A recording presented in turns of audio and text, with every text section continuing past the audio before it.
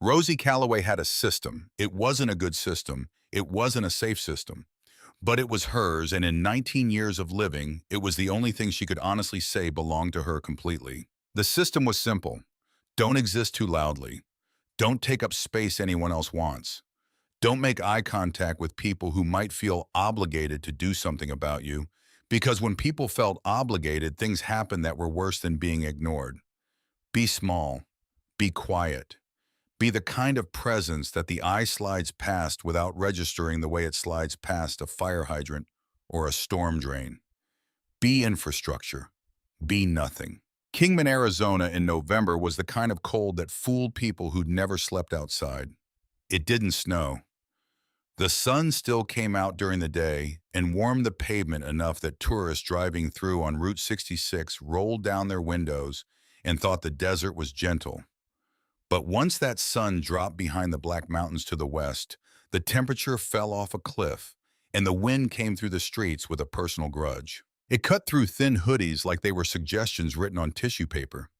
It turned exposed skin to something that ached all the way down to the bone, a deep internal ache that had nothing to do with the surface and everything to do with what happened when a human body was asked to maintain itself against conditions it wasn't designed for. Rosie had been in Kingman for 11 days. Before that, Seligman. Before that, Ash Fork. Before that, a procession of small towns strung along the interstate like beads on a wire, each one present in her memory as a specific texture of pavement and a specific quality of light, rather than anything as substantial as a name or an address. She moved through towns the way a rumor moved, present for a moment, then gone before anyone could decide what to do about her. She'd chosen the alley behind the Sunrise Diner on Andy Devine Avenue because of three things. The dumpster at the north end blocked the worst of the wind.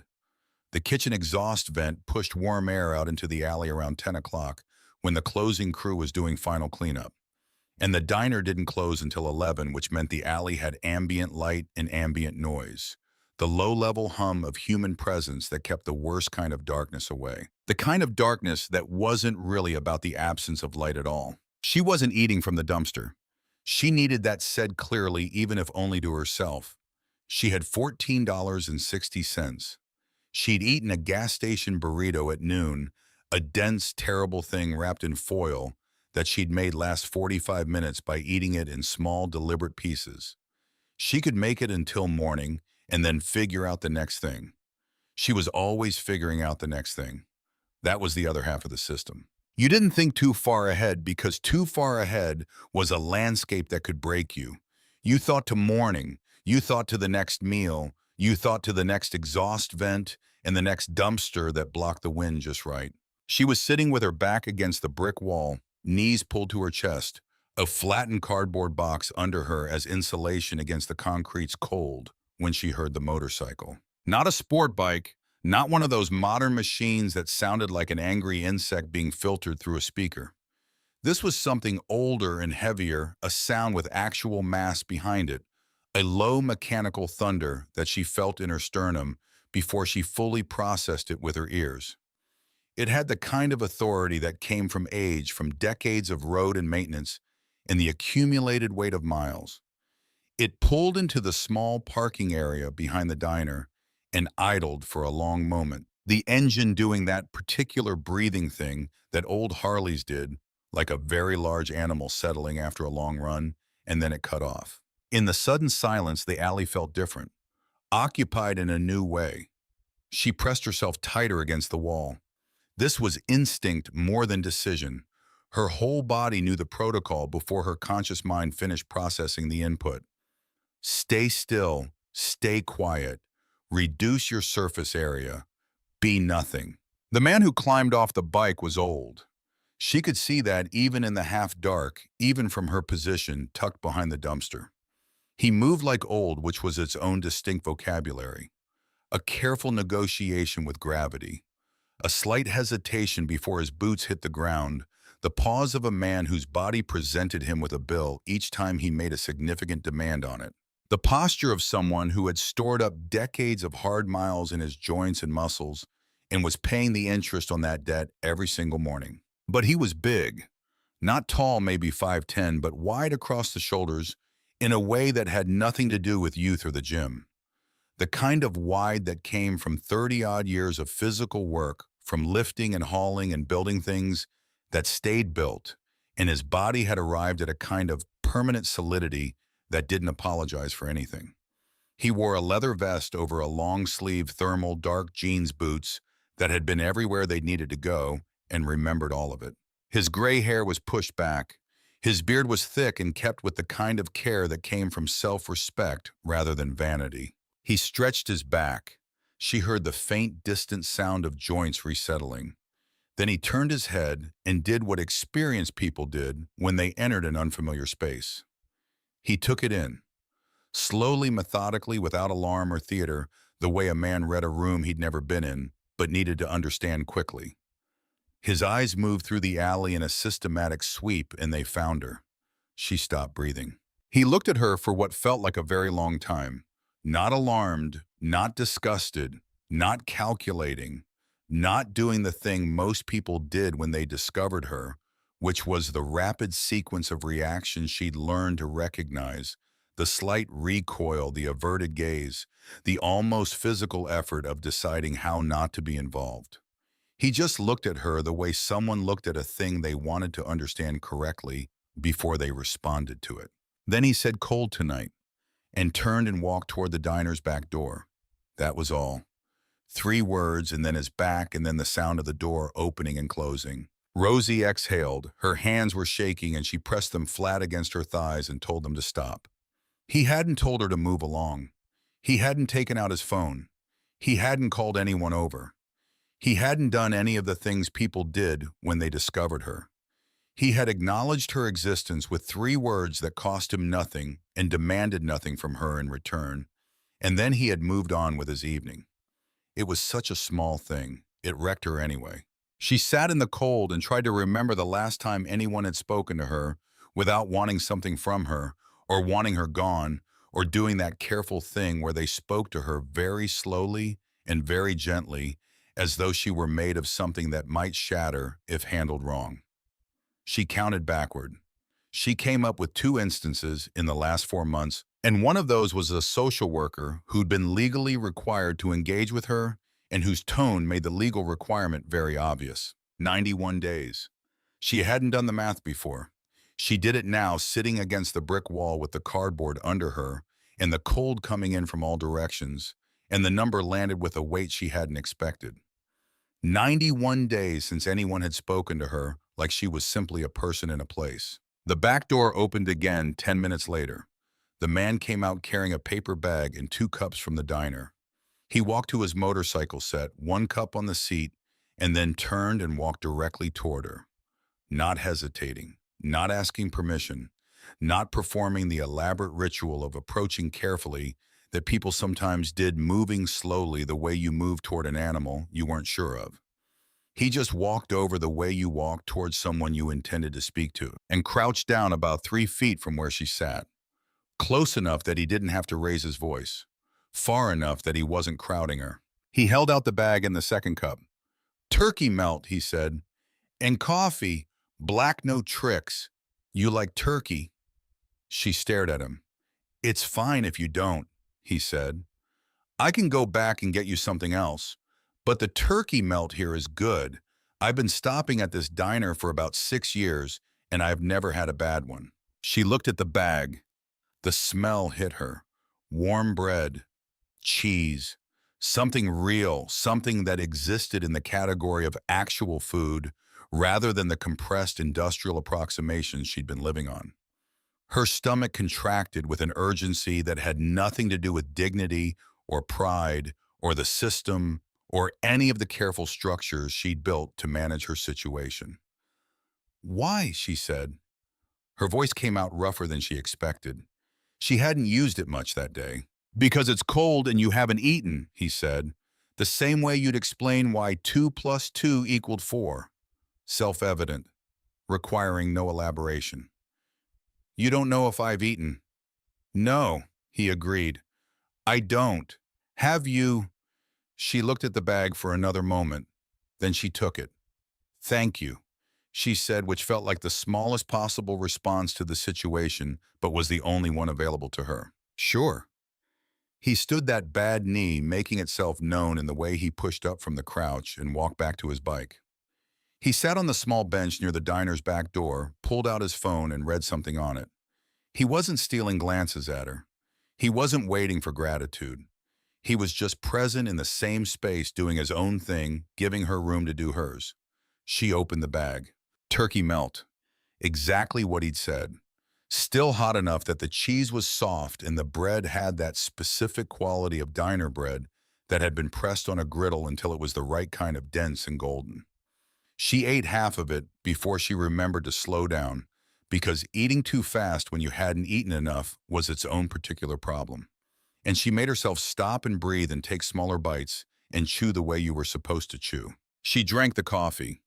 It was exactly what he'd promised. Dark and plain and so hot it stung the back of her throat and then spread warmth through her chest and down into her stomach, which had been cold for so long she'd forgotten what it felt like when it wasn't.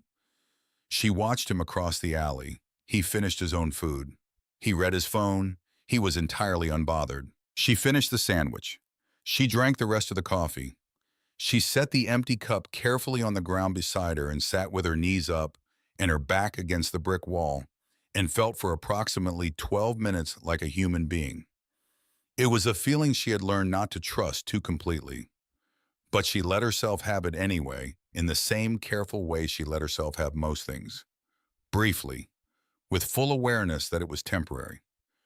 "I'm Rosie," she said eventually. He looked up from his phone. "Rusty," he said. "That your actual name, real enough." He put the phone away. "How long you been out here, Rosie?" She thought about lying. The lie would have been 6 weeks, which was bad enough to account for her circumstances, but not so long that it triggered the specific machinery that people set in motion when the number got too large. Forms, calls, referrals to facilities where you traded one kind of difficult for a different kind of difficult and came out the other end with paperwork you hadn't asked for and obligations you couldn't meet. She told the truth instead. She didn't know why. Maybe it was the sandwich. Maybe it was the 3 words delivered without pity or demand. Maybe it was the simple fact of being spoken to like a person rather than a situation. "Almost 8 months," she said. He didn't wince. He didn't recoil. He said, "That's a long time," and meant it the way you meant a statement of fact, not the way people meant it when they were building towards something, when the observation was the preamble to the intervention they'd already decided to make. "How old are you, if you don't mind?" 19. He was quiet for a moment in the way that meant he was actually sitting with something rather than just waiting for his turn to speak.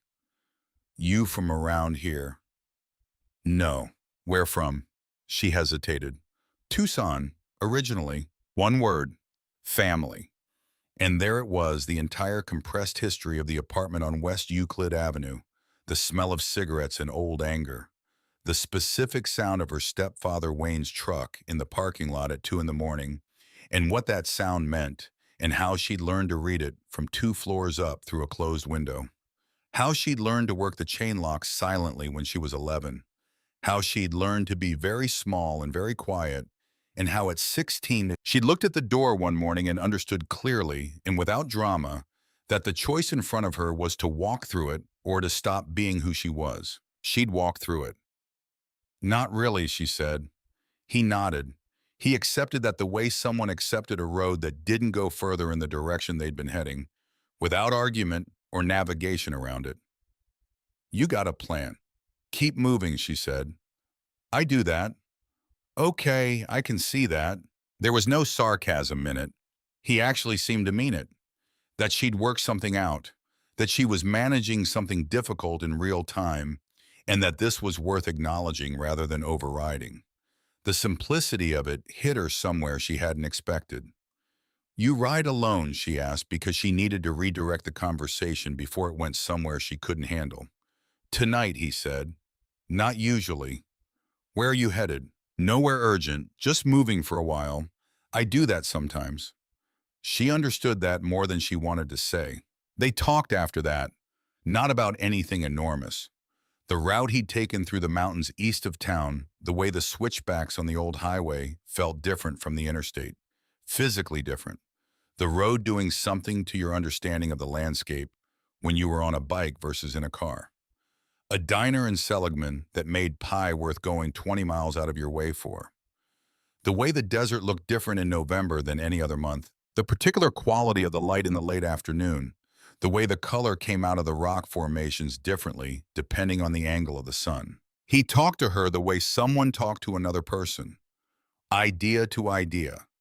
Not the way most adults talk to her these days, which was carefully at a slightly elevated volume as though she needed the signal adjusted because she was young and damaged and couldn't quite receive normal transmission. Rusty Malone talked to her like she was someone with opinions worth hearing, and he listened when she offered them. And he disagreed twice about minor things with the easy confidence of a man who didn't need to be right, just honest. She found out things. He was 63. He'd been riding since he was 17 and had no intention of stopping until his body made the decision for him, which he expected it would eventually given what his knees had been through. He'd had knee surgery twice and was probably due for a third, a prospect he discussed with the philosophical acceptance of someone who had made peace with the maintenance schedule on an aging vehicle. He'd worked construction for 30-some years, framing and finish work mostly, and could still read a blueprint faster than most people half his age. He had a dog at home, a big shepherd named Buck, who was currently in the care of his neighbor Cecile, who was not naturally gifted with animals, but followed instructions very precisely, which amounted to approximately the same thing. She didn't find out what was on the vest.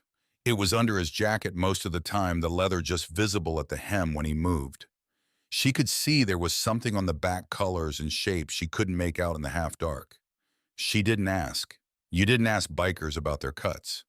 That was one of the things she'd learned in 8 months of moving through small towns in the Southwest, where you picked up information by observation rather than inquiry, because inquiry cost you something and observation cost you nothing. There were questions you didn't ask, and that was one of them. "You need a warmer jacket than that," Rusty said, looking at her hoodie with the expression of a man identifying a structural problem in something he was assessing. "I had one. It got taken." Something moved in his jaw. Not rage, just a settling.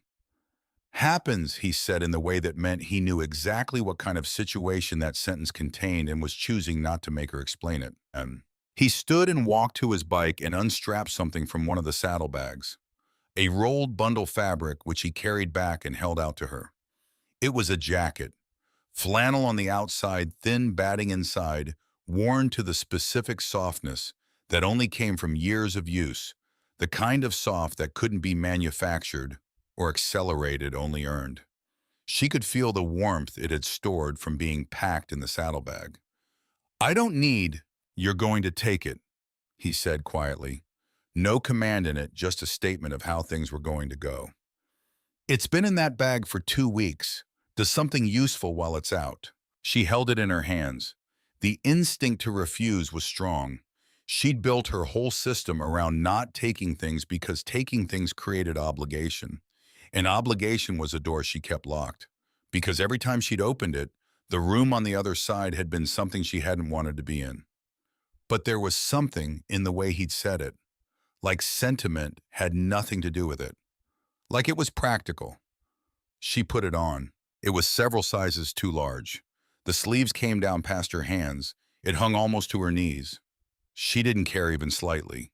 It was warm immediately, the kind of warm that came from material with actual insulating capacity rather than the performative warmth of her hoodie, and it smelled like motor oil and something dry and cedar adjacent, and it weighed enough that she could feel it on her shoulders, which was its own specific comfort. The physical reminder that something substantial existed between her and the cold. "Thank you," she said again. "Yeah," he said, which was the entirety of his response and was somehow exactly right. He went back to his bench. They were quiet for a while. The kitchen finished its cleanup inside the diner. The exhaust vent cut off at 10:12. The alley got colder, but she was warmer, which was a different mathematical situation than the one she'd been in an hour ago. She didn't hear the truck until it was already turning into the lot. A big pickup. Lifted chrome running boards, the kind of truck that announced money spent on appearance rather than function, the kind that had never been used for anything a truck was actually for. It came in fast for such a tight space, tires throwing gravel, and parked crooked across two spots, with the easy arrogance of someone who had never been in a situation where parking crooked cost them anything. Three men got out. She knew the type. You learn types fast when you live the way she lived, and you learn to assign them to categories quickly because quick categorization was a survival skill. These were the ones she learned to be most careful about, not the openly hostile ones who were at least honest about what they were. These were the young men, early 20s, who wore the specific confidence of people who had never encountered a consequence they couldn't buy or charm or inherit their way out of. Their clothes were expensive in the way that people wore expensive things when they wanted other people to know they could afford them. Their voices were loud. They were loud on purpose because they had never been in a situation where being loud cost you anything. The one in front was tall, clean cut, the kind of face that had opened doors for him his entire life and knew it. Trent Whitmore. She would learn his name later. He was drunk, they all were. But he was the kind of drunk that didn't slow him down. It just removed the thin layer of social performance that ordinarily sat on top of whatever he actually was, and what was underneath was not good. He looked around the alley like a man surveying territory. His eyes landed on Rusty. "Look at this," he said. Rusty had turned at the sound of the truck. He wasn't alarmed. He was reading them the way he'd read the alley when he'd first arrived, methodical and unhurried, taking in information before deciding what to do with it. "Old man on an old bike," Trent said. His friends laughed. The shorter one, Bryce Dunning, with the coiled energy of someone who needed something to happen, drifted toward the Harley. The third one, Logan Hess, quieter than the other two, moved to angle around to Rusty's side in a way that probably looked casual to someone who hadn't spent 8 months learning to read the geometry of threats. "You get lost, old-timer assisted living's the other direction." Rusty didn't respond. He finished the last of his coffee and set the cup down with the deliberateness of a man completing a task before moving on to the next one. "Nice bike, though," Bryce said, circling the Harley with performed appreciation. "What is this, like an antique?" "Don't touch it," Rusty said. The words were quiet, not threatening, not loud, just clear the way a statement was clear when it came from someone who said exactly what they meant and had been doing it for 63 years. Bryce stopped walking. Then he smiled, because the smile was what you did when someone told you what to do, and you had decided that tonight was about the fact that nobody told you what to do. "Did this old guy just—" "Don't touch it," Rusty said again. Same volume, same tone, just the words standing there, not going anywhere. Bryce reached out and placed his palm flat on the gas tank. Rosie pressed herself back against the wall. Her heart was moving fast. She knew how this went. She'd seen the math of it before, 3 young men who had decided on a target, and the math was usually very straightforward once it started. What she hadn't anticipated was that Rusty would stand up. He stood up slowly, the way he did everything, that careful negotiation with gravity. But he stood all the way. His full width, his 63 years of absolute certainty about who he was and what he was willing to accept. He looked at Bryce with the hand on his tank, and he said, "Last time." "Last time what?" Bryce said. "Last time what, old man?" Trent had moved closer. Logan had completed his angle, positioning himself to Rusty's left. She recognized the geometry. Their bodies knew how to do it without being directed. "Walk away," Rusty said, and his voice had dropped, which was somehow more significant than if it had risen. "All 3 of you. Whatever tonight is, it doesn't have to go this direction." "We're just admiring the bike," Trent said, pleasant and awful at the same time. "Old man's got a nice bike. He should be proud." He reached out and shoved the handlebars. The Harley rocked hard on its kickstand and then settled. Something moved through Rusty's face. Not rage, because rage was hot and loud, and this was the opposite. This was cold and decided, the face of a man who had just finished considering his options and arrived at a conclusion. Not a man losing control. a man exercising it. He stepped forward. It was 3 against 1. He was 63 years old. He got Bryce across the jaw with a sound that was ugly and flat and completely real. And Bryce went down, and for about 4 seconds, it looked like it might go differently than she knew it was going to go. Then Trent got hold of him from behind, and Logan came from the left, and it turned. She was sitting behind a dumpster in an alley in Kingman, Arizona, and she weighed 87 pounds, and she had $14.60, and she had survived 8 months on the street by being invisible, and she was shaking so hard she could feel it in her back teeth. She should not have moved. Every single rule she had, every adaptation she had made, every carefully constructed protocol that had kept her alive and out of worse situations for 8 months, said the same thing in the same voice. Stay still. Stay down. Do not exist right now. This is not your situation. You cannot help. You will only add yourself to the list of people getting hurt. She moved. She came out from behind the dumpster. She crossed the alley. She dropped down over Rusty's body where he was on the ground, and she said the only thing she could think of, which was the only thing that seemed true. "Get away from him," her voice cracked. It barely made it out at full volume.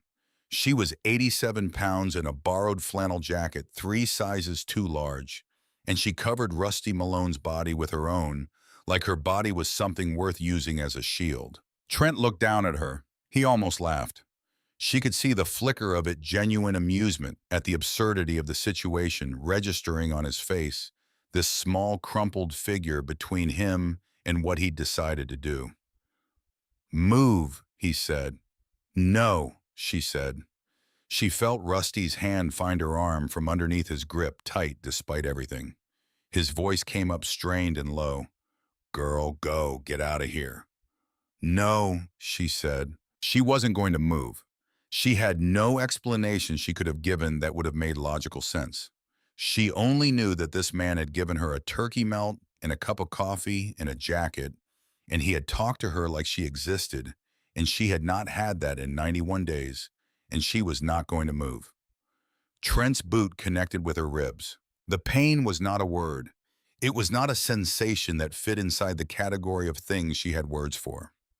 It was a full-body electrical event that originated in her left side and shot simultaneously up through her chest and jaw and down through her hip and into the concrete beneath her.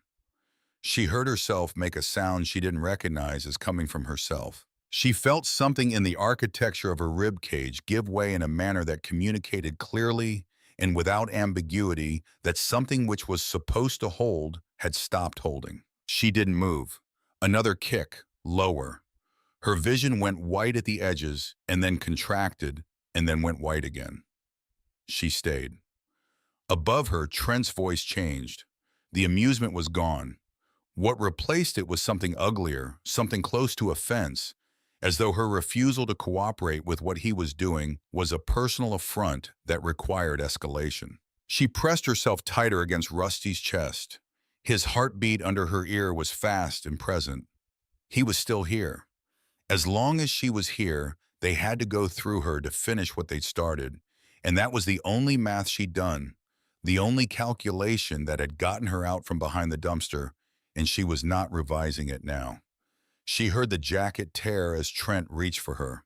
She heard something else. She heard Trent's breath go in very fast and very sharp, the specific sound of air moving into a person when they have seen something that changes the situation entirely.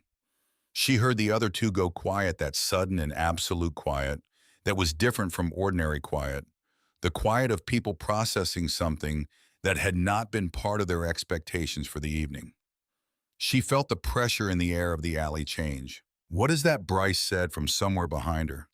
The words came out strange and thin. The silence that followed lasted 3 seconds. She counted. Then someone ran. She heard boots on gravel, the scramble of it, the sound of haste without coordination. She heard the truck's engine trying to turn over, flooding, trying again, catching. She heard the tires go, and then the alley was quiet. Rusty said from beneath her in a voice that was damaged and low and carried something in it she had never heard from anyone before. Not exactly pain and not exactly wonder and not exactly gratitude, but some complicated combination that didn't have a name. You didn't run. She was lying on him and she was crying and she hadn't noticed she'd started and her ribs were sending her messages she couldn't do anything about. No, she said. Why? She thought about it. She tried to find something that sounded like a reason. What came out was the truth. Because you talked to me like I was a person, she said. I haven't had that in a while. Rusty Malone, 63 years old, 30-some years of construction work and hard roads, and a life lived in ways she didn't yet understand, went completely still beneath her. She could feel his chest rising and falling. She could feel him working through something, the specific stillness of a man who has received a piece of information that requires recalibration before he can respond to it. Then his hand came up and pressed gently against her shoulder blade. Not quite a hug, something adjacent to one. Something that was the gesture a man made when he didn't have the words for what he meant, but needed to say it anyway. Help is coming, he said. You're going to be okay. She wanted to ask how he knew that. She wanted to ask what he'd seen when the jacket tore open, what Trent's face had done in that moment, what was on that vest that could make three drunk men run from a fight they were winning. She wanted to ask all of it. But her vision was narrowing at the edges. The pain in her side was doing something complex and centralizing, drawing everything in toward itself, the way a strong enough gravity well drew everything toward its center. The alley was moving in a slow rotation that she knew wasn't the alley at all. She heard Rusty's voice from somewhere that felt distant and close at the same time. Low and deliberate speaking into his phone, the words arriving to her in pieces through the static of her narrowing consciousness. Dispatch, he said. This is Malone, I'm down. Send the club. And somewhere very far away in the direction of the highway and the mountains and the vast dark desert beyond, she heard something begin to build. A sound that started as a vibration in the ground beneath her and grew into something that filled the air and kept filling it rhythmic and deep and getting louder by increments that refused to plateau. Not one motorcycle, not 10, something more than that. Something that sounded in the last seconds before everything went gray, like an answer to a question she hadn't known she was asking. She came back in pieces. Not the way waking was supposed to work, that clean transition from nothing to something, darkness, to light, absence, to presence.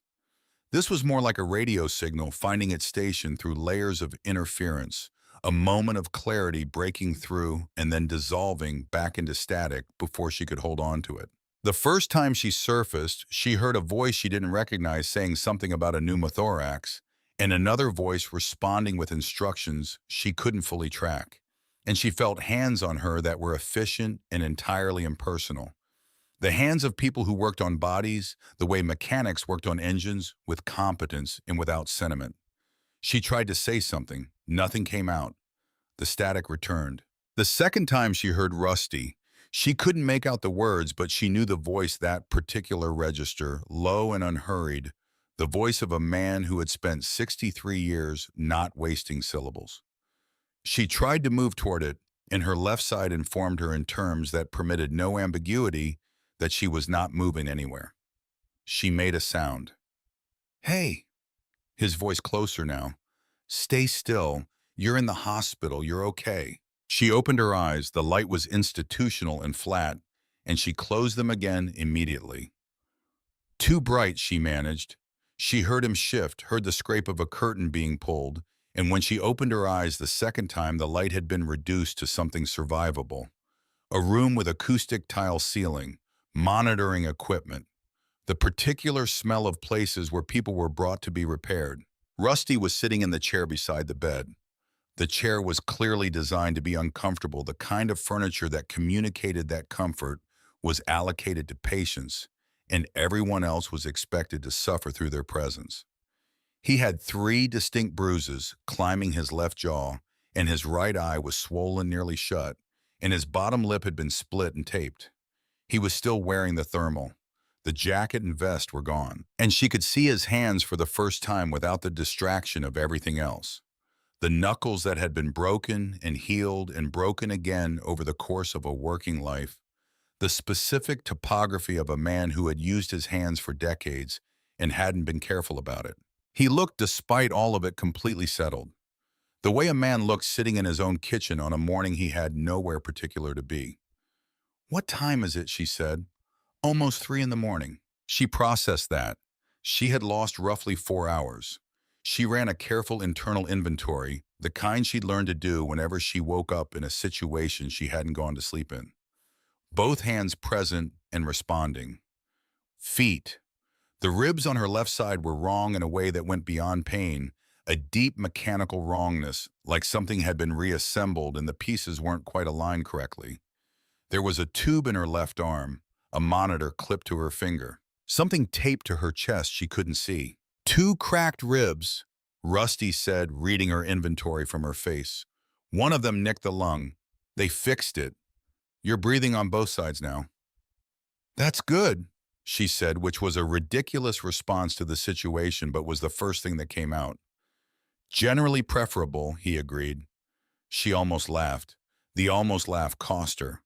She pressed her hand carefully against her left side and breathed through the wave until it passed. You okay? She asked him. Concussion, 3 cracked ribs, busted lip, 2 knuckles. He listed these the way you listed items on a grocery receipt. Doctor wanted me in a bed. I told him I'd be over here. You didn't have to. I know I didn't have to. His voice wasn't sharp, but it closed the door on that particular line of thought with finality. He hadn't stayed because obligation required it.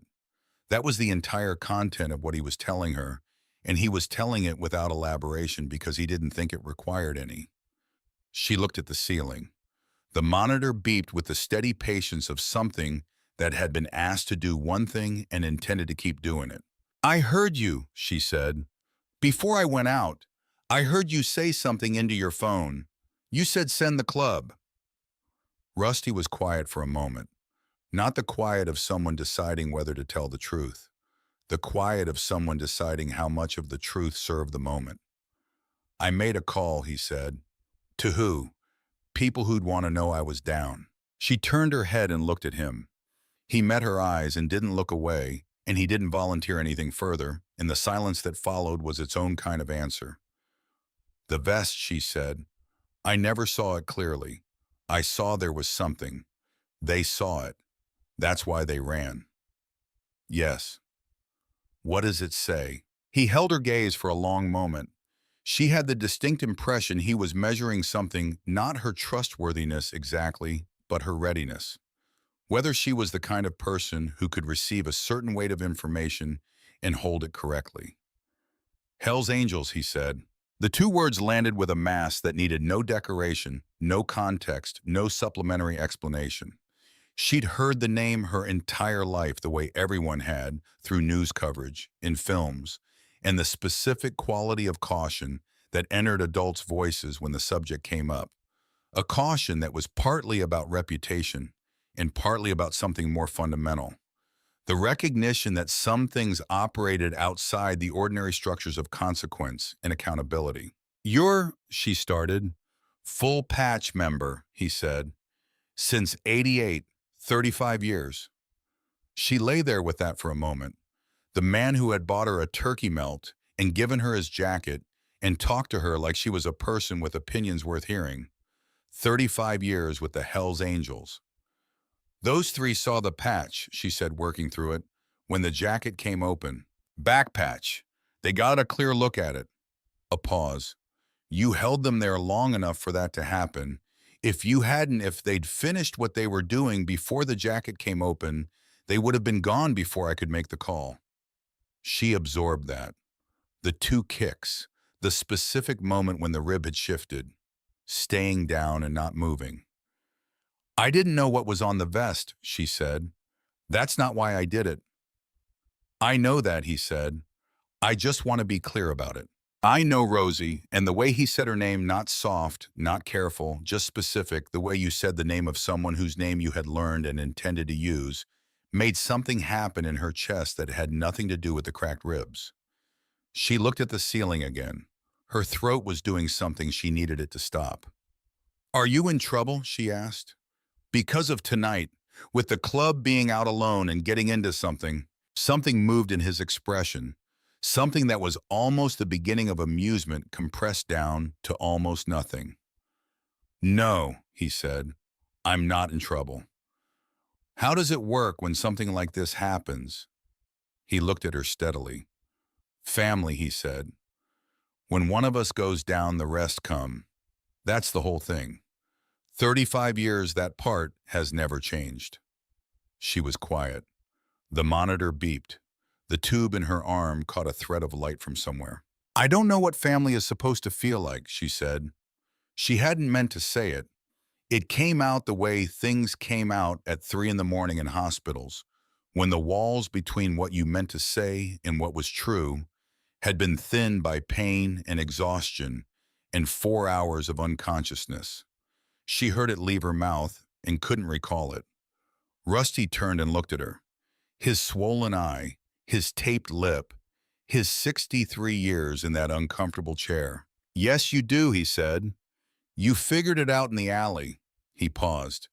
"You just haven't had it pointed at you before." She didn't know what to do with that, so she looked at the ceiling and breathed carefully and let the words sit there with her in the room without trying to manage them. There was a knock at the door. Not the knock of medical staff, which she had already learned was a brief courtesy tap, followed immediately by entry because nurses didn't actually wait for permission to enter rooms they were responsible for. This knock was slower, more deliberate. The knock of someone who intended to enter but was offering a genuine choice. "Come in," Rusty said. The man who came through the door was large in the way that some men were large, not as an accident of genetics, but as the accumulated result of decades of physical life, the kind of large that didn't require performance or announcement because it was simply structural. Mid-50s, dark hair going silver at the temples, a beard maintained with the same care without vanity that Rusty's was. He wore a leather vest over a flannel shirt, and she could see the patches clearly this time. The same bottom rocker as Rusty's, the same colors, the same design across the back. He looked at Rusty first, and in that look, in the space of less than a second, she saw something pass across his face that he compressed immediately into something neutral and steady. Relief. Genuine and then controlled the way men who cared about each other sometimes had to control the evidence of how much. "You look like hell," he said to Rusty. "You say that every time you see me," Rusty said. "Every time I see you, it's accurate." Then he looked at her. The same thorough, unhurried assessment she'd seen in Rusty's eyes in the alley, the look of a man trying to understand something correctly before he responded to it. He pulled the other chair over and sat, which surprised her. She'd expected him to stand. Large men who were clearly in charge of things tended to stand. "Garrett Dolan," he said. She understood from the way Rusty's posture had shifted slightly when the man walked in that this name was supposed to mean something. Not deference exactly. Alignment. The kind of adjustment that communicated organizational structure without a word about it being said. "Rosie Calloway," she said. "I know," Garrett said. "Rusty told me." "A beat. How bad is it?" "2 ribs. One of them got the lung a little. They fixed it." He nodded. The same quality Rusty had. The ability to receive difficult information without making it about himself and his reaction to it. "They're gonna find them," he said, and she understood he wasn't talking to her anymore. He was talking to Rusty. "I know," Rusty said. "All 3. Good." Garrett's eyes came back to Rosie. "The one identified from the plates on that truck. Trent Whitmore. His father is Whitmore Development, the commercial real estate group." "Money," Rusty said, "not a question. Serious money. The kind that has bought its way out of things before." Garrett's voice was entirely level. "That's not happening this time." The air in the room changed. She felt it, the specific shift that happened when a conversation stopped being about what had occurred and became about what was going to occur, the transition from aftermath to intention. She thought she should be frightened by it. She examined herself for the fear and found it wasn't there. What she found instead was something she hadn't felt in a very long time.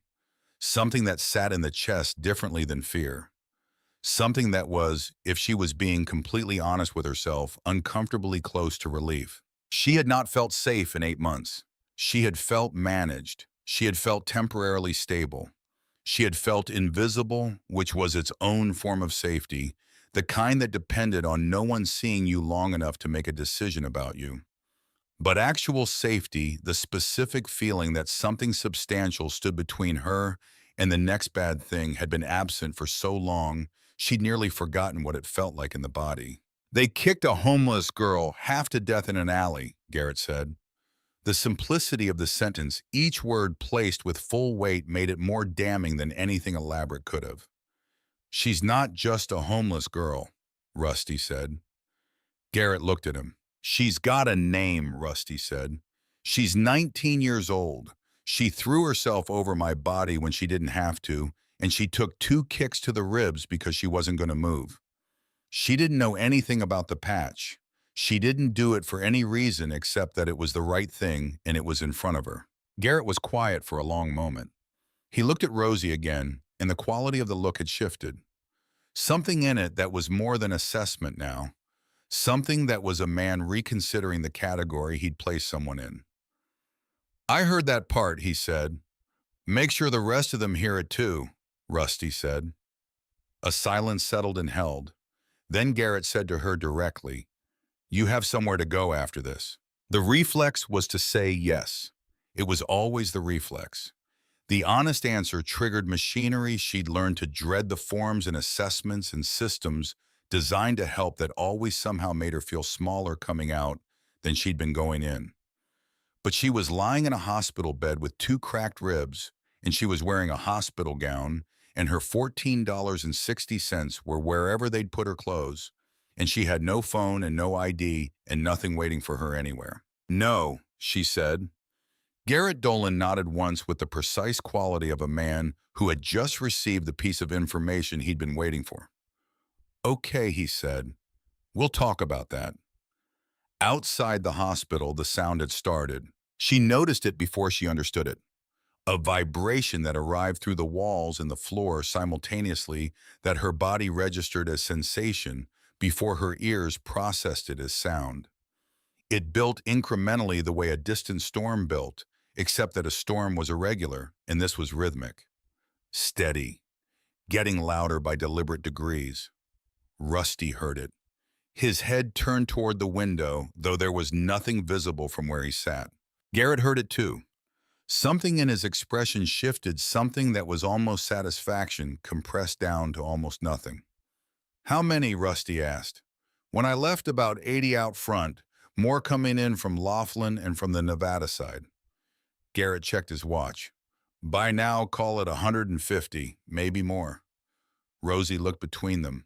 "What's out there?" Neither of them answered immediately. Not because they were hiding it, because they were listening to it themselves, to the sound building beyond the walls, a sound that kept growing and refused to plateau, and said something about scale that no number she was given would fully convey. "The club," Rusty said. 150 Hells Angels outside a hospital in Kingman, Arizona at 3 in the morning because one of their own was inside. And the girl who'd been with him when he went down was inside too. And that mattered by extension, and the people who had done the hurting were somewhere in this city, and the city was not large. She absorbed that slowly. "They're looking for those 3, she said. "They're handling it," Garrett said. "What does handling it mean?" He looked at her. His face was unreadable, but his eyes weren't entirely. His eyes were the eyes of a man who knew exactly what it meant, and was choosing to give her the version of that answer she could hold without dropping. "It means those 3 won't hurt anyone else," he said. "Tonight or after tonight." She should have been frightened by that. She looked for the fear again and still didn't find it. What she found instead was something that felt, if she examined it honestly, like the first solid ground she'd stood on in a very long time. The sound outside the walls kept building. A nurse came in at some point to check her vitals, looked briefly at Garrett Dolan sitting in the corner, and said nothing except what the medicine required her to say, then left with the practiced composure of someone who had learned to take situations as they were, rather than as she might prefer them to be. The doctor came in at 4:15, a careful man in his 40s named Dr. Aldridge with the kind of face that had made a professional decision to not display whatever it was actually experiencing. He checked her chart, checked the monitor, checked the drainage from the chest procedure, and then he looked around the room at Rusty and Garrett at the specific quality of presence they generated even while seated. "She needs genuine rest," he said. "Both of you, for that matter." "I'm fine," Rusty said. "You have a concussion," Dr. Aldridge said. "I understand you feel fine. I need you to understand that the feeling is not reliable information." Rusty looked at him with the expression of a man deciding whether this particular hill was worth defending. "I'll be in this chair," he said. Dr. Aldridge looked at him for a moment, then appeared to make an executive decision about which battles were worth the energy. He turned to Rosie. "The ribs are going to hurt for 4 to 6 weeks. The lung involvement was minimal. You were fortunate in that respect.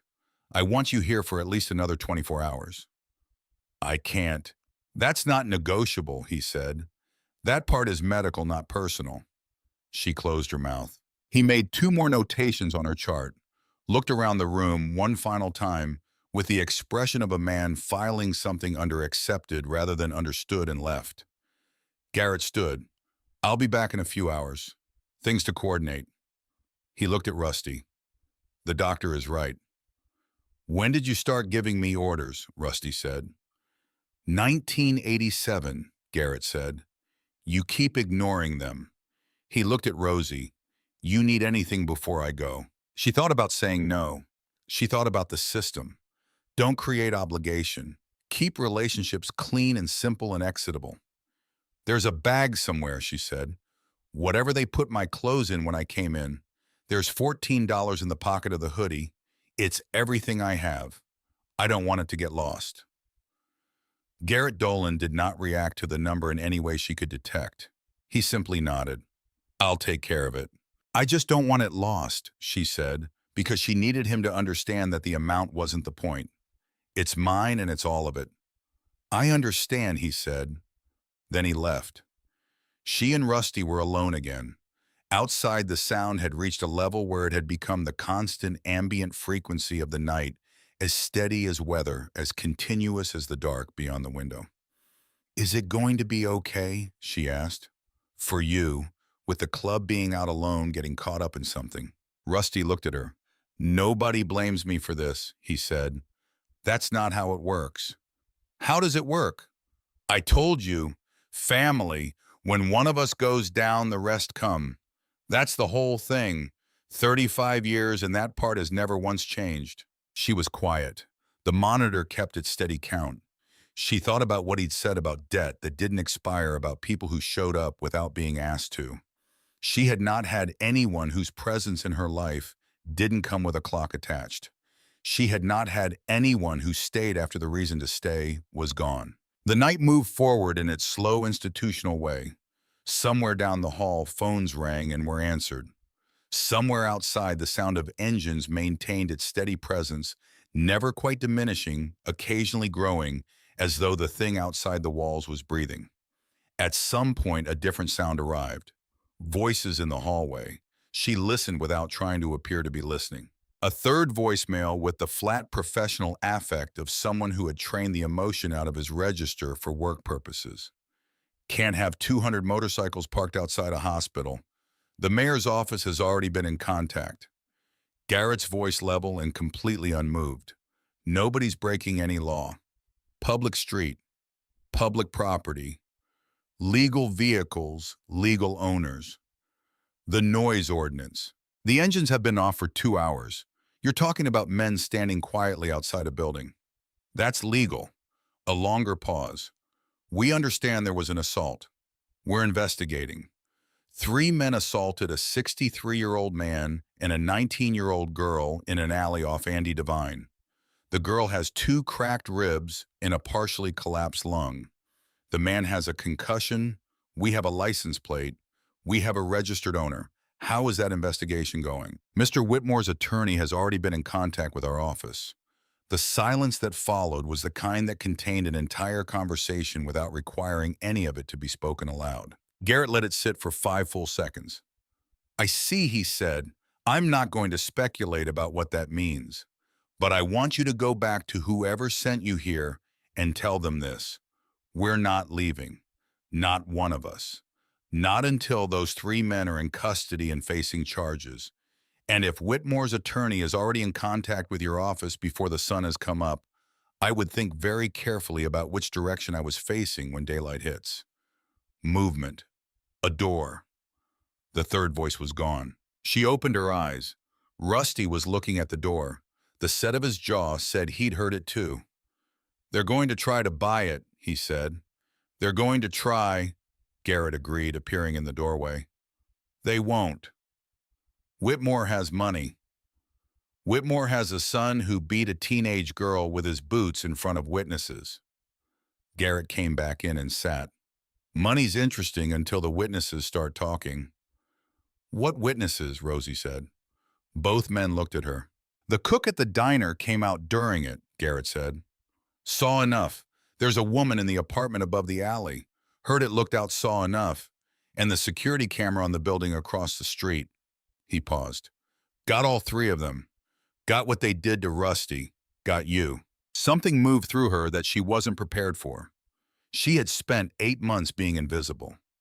Deliberately, carefully, systematically invisible. The idea of having been seen, actually documented, actually present in a record somewhere, hit her in a place she hadn't known was still capable of being hit. Not just surviving. Being witnessed surviving. Garrett's phone buzzed. He looked at it and stood, and the change in his posture was immediate, the full attention of a man who had been waiting for a specific call. Yeah, he said. A pause. How long ago? Not a question. Okay, hold position. He hung up. He looked at Rusty. They found one of them. Rusty sat up straighter. Which one? Bryce Dunning. Tried to get a motel room on the I-40 side. Used a credit card. Something in Garrett's voice that was close to contempt for the specific brand of stupidity involved. Time? About 40 minutes ago. We've got people 2 minutes out. Rusty started to say something. I know, Garrett said, already moving toward the door. I know the line. And then he was gone. Rusty settled back. He looked at Rosie. He knows the line, he said. What's the line? Between justice and something we can't come back from. He said it plainly without decoration. Garrett's been walking it for 20 years. He's never crossed it. She absorbed that. You trust him with my life. Have a few times. Literally. She looked at the ceiling. The monitor beeped. Her ribs maintained their steady, insistent communication. Tell me about the club, she said. Not because she needed conversation, but because she needed to understand the things she was now inside of, whether she'd chosen it or not. Rusty was quiet for a moment in the way that meant he was actually considering the question rather than reaching for the first available answer. What do you want to know? You've been in it 35 years. What does that actually mean, day to day? He thought about it the way he thought about everything without rushing, letting the question settle before he went after it. It means you've got a brother in every city you ride through, he said. It means you're never actually alone, even when you're riding alone. It means someone's got your kids if something happens to you. Someone's got your funeral if you die broke. He paused. It means you owe them and they owe you, and that debt never expires. Sounds like family, she said. That's what it is. She was quiet with that for a while. In her own experience, family had been the apartment in Tucson with the chain lock and the smell of cigarettes and the sound of Wayne's truck in the parking lot that told her everything she needed to know about what the next few hours were going to require of her. Family had been her mother, who loved her in the specific way that certain people love things, intensely and possessively, and in a way that left no room for the thing to become what it needed to become. Family had been something she'd walked away from at 16 because the walking away was the only act of love available to her in that situation. She had not had the thing Rusty was describing. Not once. Not even close. Garrett came back an hour later with a different quality to his presence. More settled.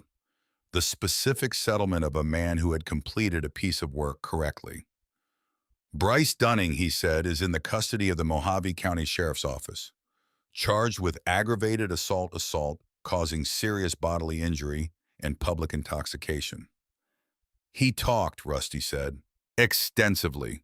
Apparently the combination of a motel parking lot, no lawyer, and a working understanding of what was outside the hospital did a great deal for his willingness to cooperate. Garrett sat. He corroborated everything. The confrontation, who initiated, the sequence of what happened, all of it. He glanced at Rosie. His testimony alone makes the case. The camera footage confirms it. A pause. He also told us where Trent was going. The room shifted. Whitmore has a family property about 20 miles northeast of town, Garrett said. Ranch-style house, private road, fenced. Trent went there after. His voice was careful and entirely level. He thought he was out of reach. The road, Rusty said. 3 entry points. We've had people on all of them since 4:30 this morning. Garrett checked his watch. He's been surrounded for over 4 hours. Rosie looked at him. He's been surrounded for 4 hours and doesn't know it. He may know it by now, Garrett said. One of the two. She tried to construct the image of Trent Whitmore inside that house, waiting for his father's money and his father's lawyers to build a wall around him. And at some point, maybe with the first gray light coming through the windows, beginning to understand that the wall he was expecting wasn't coming, that something else had arrived first. Logan Hess, Rusty said, turned himself in at 6:15 this morning. His lawyer called the sheriff's office, walked him in voluntarily. Garrett's voice was dry in a specific way. He talked considerably more than Bryce. It turns out Logan Hess had been uncomfortable with Trent Whitmore's particular habits for some time and simply lacked the structural reason to do anything about it. Being arrested provided the structure. What's on Trent's record? Rosie asked. Garrett looked at her. The question had landed differently than he'd expected. She could see it. Not that she'd asked it, but that she'd asked it that precisely. 2 prior incidents, he said, both resolved without charges. One involved a woman, one involved a young man who worked for his father. He paused. Both involved Richard Whitmore's attorney. The number settled in her chest. Not one incident, not a single night that went wrong. 2 times before tonight, someone had been on the receiving end of whatever Trent Whitmore was, and 2 times the machinery had run, and the outcome had been purchased, and the people at the other end had walked away with a check and a silence attached to it. He was never going to stop, she said. No, Garrett said. He wasn't. So this isn't just about me and Rusty. Garrett held her gaze. No, he said, it's not. Something resolved in her that hadn't had a name before. It wasn't vengeance. She needed to be clear about that to herself, needed to examine it honestly, and confirm that it wasn't the thing people called vengeance when they dressed it up as something else. It was something different. Something about the 2 people before her who hadn't had the specific and improbable luck of collapsing next to a 63-year-old Hells Angels member in an alley in Kingman, Arizona. Something about the ones after who now wouldn't have to. Garrett's phone rang. He looked at it and stood, and the quality of his attention changed completely. The focused stillness of a man receiving the call he had been moving the entire night toward. Yeah, he said. A silence. How long ago? Another silence. Okay. He hung up. He looked at Rusty. Trent Whitmore just tried to leave through the north gate. Private car hired driver. The driver saw what was waiting on the road and stopped. A pause. Trent got out of the car. The room was absolutely silent. Then what? Rosie asked. Garrett looked at her. He sat down on the hood of the car, he said, and he called his father. She almost felt something for Trent Whitmore in that moment. Almost. The image of him sitting on the hood of a hired car on a private road in the gray morning light, surrounded by something he couldn't see the edges of, reaching for the one thing that had always made the world arrange itself correctly around him, and beginning to understand in the particular and permanent way that you understood things when they arrived with enough force that it wasn't going to work this time. Almost. What happens now, she asked. When he's arrested, when this goes to court, what happens to me in all of it? Garrett sat back down. This was the question he'd been waiting for. She could see it in the way his posture adjusted the slight forward lean of a man who has been building towards something and is finally at the place where it can be said directly. You're a primary victim, he said. Your testimony matters enormously. The camera footage matters. Bryce and Logan's corroboration matters. But your account matters most because you were the one who wouldn't move.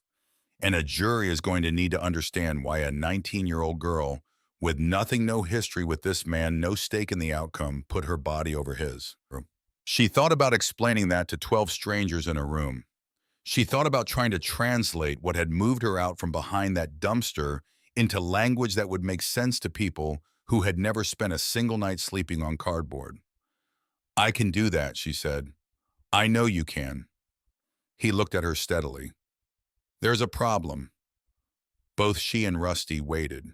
You don't have an address. You don't have ID. You don't have a phone. You have... He paused, and she understood he had already found her $14, a small amount of cash, in 8 months of moving through towns that barely registered your name. If Whitmore's attorney decides to build the argument that you're not a credible witness, he'll use all of that.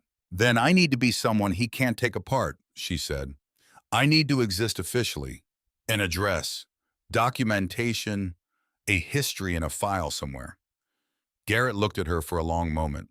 Then he looked at Rusty, and something happened in that exchange, a conversation conducted without a single word, the kind that only happened between people who had known each other long enough to have a shared language made entirely of expression. Rusty said, "There's something I haven't told you." She looked at him. I made 2 calls last night, he said. The first one was to Garrett. The second one was to our chapter's attorney, man named Harlan Fitch. He's been practicing law in Arizona for 30 years, and he's handled things for the club that would make your hair go white. A pause. I called him from the alley, before the ambulance came. She stared at him. You were on the ground. I had a window, he said simply, between when they ran and when I lost consciousness. I had maybe 4 minutes. I called Garrett and I called Harlan. He met her eyes. I told Harlan there was a girl, that she needed to exist on paper before anyone had the opportunity to make her into something they could use. The room went very still. Harlan Fitch had been working since midnight. Rusty said this without emphasis, as though it were a logistical detail rather than what it actually was. A man who was half conscious on the ground in an alley, making sure the girl who had covered his body was protected before he let himself lose consciousness. Emergency state ID application. Social Security replacement filed. Documentation chain initiated. Legal address of record established through the club's support network. By end of business today, Rosie Calloway would exist on paper the way she existed in fact. She looked at Rusty. She didn't have words for it. She didn't try to find them. You did that, she said, while you were lying on the ground. I had 4 minutes, he said, and I had a phone. Rusty, don't, he said gently. Just let it be a thing that happened. She let it be a thing that happened. She looked at the ceiling and breathed carefully and sat with the weight of it, the way she'd learned to sit with things that were too large to process all at once. Not pushing it away, not pulling it closer, just letting it be true. Garrett's phone buzzed. He read it, and something in his face shifted, the precise shift of a resolution arriving in the right place at the right time. Trent Whitmore, he said, is currently in the back of a Mojave County Sheriff's vehicle. A beat. All 3 are in custody. The sound outside at that moment was probably coincidental. Probably just the ambient movement of the men assembled on the street, adjusting and shifting in the morning air. But it rose and it was sustained, and it came through the walls of the hospital room with something in it that felt like intention, like the sound of a large thing exhaling after a very long time of holding its breath. Rusty closed his eyes for exactly 3 seconds. The way a man closed his eyes when he was done with something very difficult and needed one breath before the next thing. Rosie said, "Is it over?" Garrett said, "That part is." "What part isn't?" He looked at her. His face was steady and his voice was level, and what he said next was the thing that changed the entire shape of what she thought this morning was going to be. "The part," he said, "where we figure out what you do next." She looked at him, then at Rusty, then back at Garrett. "What do you mean?" Garrett leaned forward, elbows on his knees, and looked at her with the directness of a man who had decided to say something and intended to say it cleanly. "You covered one of ours," he said. "You didn't know what he was. You didn't do it for any reason except that it was right and it was in front of you and you didn't move. That matters to us." He paused. "Now you've got no place to go after this. No support. You're 19 years old and you have a legal process ahead of you that's going to take months, and you need to be stable and present and reachable for all of it." She said, "Okay," carefully. "So I'm telling you," Garrett said, "that you don't have to figure that out alone. There are people outside this building who came here because of Rusty and who stayed because of you and who would very much like to know that when you walk out of this hospital, you're walking towards something." He let that sit in the room. Outside, the sound of the assembled club was a constant, steady presence, like weather, like something structural that had always been there and would remain after everything else had moved on. She looked at Rusty. He looked back.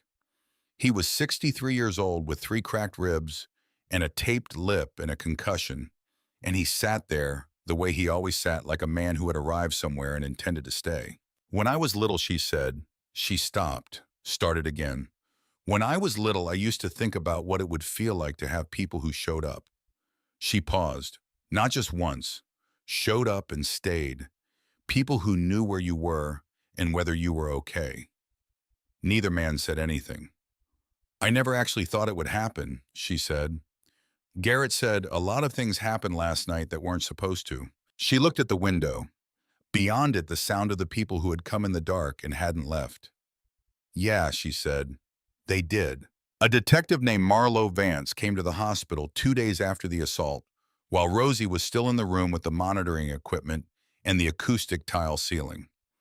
Vance was in her 40s, methodical and unhurried, with the specific quality of attention that came from someone who had learned that listening was more useful than talking in most situations. She set a recorder on the bed rail, identified herself and the date, and told Rosie to start wherever felt right. Rosie started from the beginning. She told it the same way she would tell everything going forward, clean and sequential. Nothing invented, nothing softened. When she finished, Vance asked 4 clarifying questions, all smart, all specific. Then she said something Rosie hadn't expected. "There are 2 prior incidents involving Trent Whitmore," Vance said. "Both resolved without charges. Both involved his father's attorney." She paused. "I've had the files pulled. Your testimony, combined with the camera footage and the corroborating statements from Dunning and Hess, is the strongest case this office has had on this individual." She paused again. "I wanted you to know that." After Vance left, the room felt different, more real, more weighted. The abstraction of what had happened had been replaced with something solid. She had given a statement. It was recorded. It existed. She existed in that record as the person who had stayed when she should have run. Harlan Fitch arrived at 9:17 in the morning of the second day. She heard him before she saw him. Footsteps that moved with the particular confidence of a man who billed by the hour and had a precise understanding of what each hour was worth. He knocked once, came through the door, and she understood immediately why Rusty had called him from the ground in an alley at midnight while half conscious.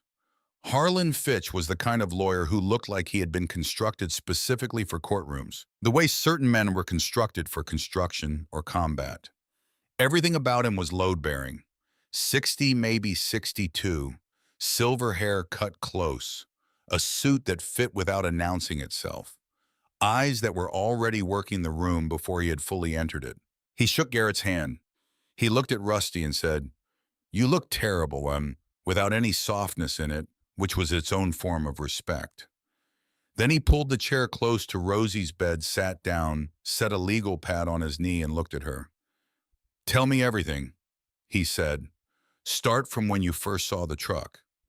She told him everything. She didn't editorialize. She didn't shape it for effect or soften the parts that were hard to say or emphasize the parts she thought he'd want to hear. She went through it in sequence the way she told things, when telling them correctly, mattered with the precision of someone who had learned that accuracy was a tool and imprecision was a liability. The truck coming in fast, the three men, Trent's voice, Bryce's hand on the gas tank. Rusty's warning delivered twice, ignored both times. The fight, herself coming out from behind the dumpster. What happened to her body? What she heard in Trent's voice when the jacket came open. The running, the radio call, the dark. Harlan wrote without looking up. When she finished, he was quiet for a moment in the way of a man processing information rather than preparing a response. You said you heard a rib give, he said. Yes. You felt it or heard it? Both. Before or after the second kick? During. He wrote that down. And at no point did you verbally threaten any of the three men. No. Did you touch any of them? No. I put myself on the ground over Rusty. That was all I did. Good. He made a note. Whitmore's attorney is a man named Hargrove. I've dealt with him before in other contexts. He's going to argue mutual combat. He's going to try to establish that Mr. Malone initiated that the confrontation was reciprocal. Rusty told him twice not to touch the bike, she said. The man put his hand on the gas tank after being told twice. I know that. The camera caught it. But Hargrove is going to try to build a timeline where the provocation is ambiguous, where the line between warning and threat is blurry enough to create reasonable doubt about who escalated. He looked at her directly. Here is what is not ambiguous. You, a 19-year-old girl under 100 pounds, no connection to either party, no weapon, no history of any kind with the men involved, who placed her body over an injured man and sustained serious physical injury as a result of refusing to move. There is no version of mutual combat that accommodates you. Mutual combat requires two parties in conflict. You were a third party who interposed herself between the conflict and its victim. He said it the way a closing argument was said, clean and final, each piece in its structural place. You're the case, Harlan said. Not Mr. Malone, not the motorcycle, not the patch. You are the case. Everything else is context. She looked at him. That's a lot of weight to put on someone who was living behind a dumpster. Harlan's expression didn't change. You don't live behind a dumpster anymore. As of 9 this morning, you have a state ID application in process, an emergency Social Security replacement filed, and a legal address of record. You exist on paper as of today. He paused. Hargrove is going to go after your history. 8 months unhoused, no fixed address, no verifiable routine. He's going to characterize you as unreliable, transient, a person without stakes. And then what? Then I introduced the camera footage showing a girl with no stakes taking 2 boot kicks to the ribs to protect a stranger. And then I asked the jury what kind of person does that, and I let them answer. He allowed himself a small, precise expression that wasn't quite a smile but occupied the same general territory. Juries are very good at answering that question correctly when you give them the right materials. She found herself almost liking Harlan Fitch. He was not warm. He was not soft. He had not said a single thing to her that was designed to make her feel better rather than informed. But he was completely on her side in the specific structural way that mattered, not because he felt sorry for her, not because her situation moved him, but because he had decided her case was right, and he was clearly the kind of man who committed fully and without reservation to what he decided. He left 40 minutes later with a full legal pad and a list of follow-up items that he read to Garrett in the hallway in a low, efficient voice before the door closed behind them. Rusty looked at her from the chair. You okay? I think so. She paused. He's frightening. He's supposed to be frightening, Rusty said. He's frightening on your behalf. That's the entire job. Garrett came back in 20 minutes later. He had the look of a man who had been managing 8 things simultaneously since midnight and had gotten all 8 to a stable state and was permitting himself a moment of genuine stillness. He sat. Hargrove called Harlan this morning, he said, before 9 o'clock. He looked at Rusty. He's proposing a settlement, full medical bill coverage, a structured payment for pain and suffering, in exchange for the victims declining to cooperate with prosecution. The room went quiet in a specific way. He wants to buy it, Rosie said. Make it go away. The same thing Whitmore money has done twice before, Garrett said. She looked at her hands resting on the blanket. She thought about the two prior incidents Harlan had mentioned. The woman, the young man who worked for Trent's father, the machinery running and the outcome being purchased, and those people walking away with something in their hands that was supposed to substitute for what they'd actually needed. She thought about what Trent Whitmore had been allowed to remain because no one had held the line. What did Harlan say? Rusty asked. Harlan said, and I want to be precise here, he said to tell Hargrove's client to enjoy the next several weeks of freedom because they are the last ones he's going to have for a significant period of time.